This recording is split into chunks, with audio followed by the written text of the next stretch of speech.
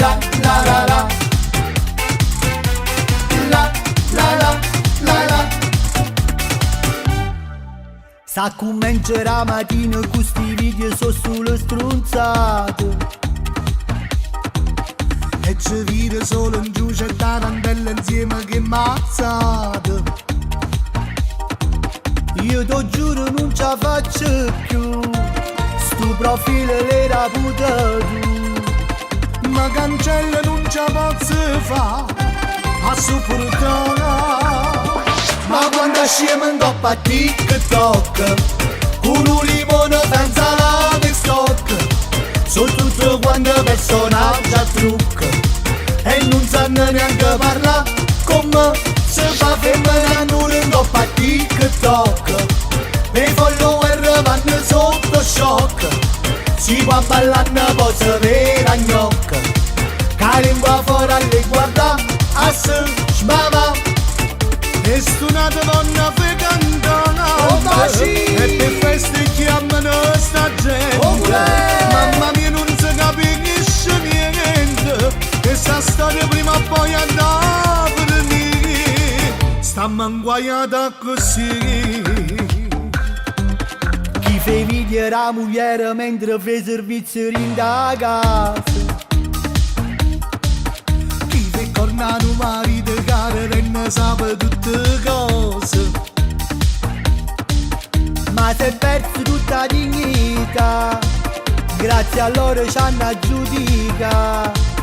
Ma l'onore non si può sporcare in sta città.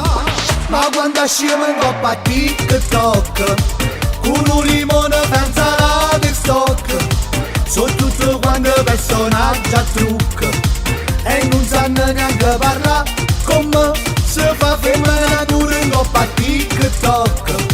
E i follower vanno sotto shock, si può ballare poi si vede a gnocca, che la lingua fuori alle guarda a se sbava. E stunata donna fe cantante, e per feste chiamano sta gente. Mamma mia non si capisce niente, che sta storia prima o poi andrà a finire. Stiamo inguaiata così.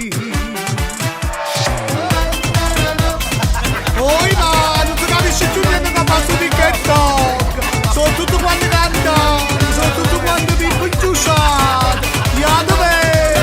Ya da fatica, tengi malegate, mazzate in giù. Ya dove? Ya dove? Date guaiate da, date guaiate, stiamo bloccando pure.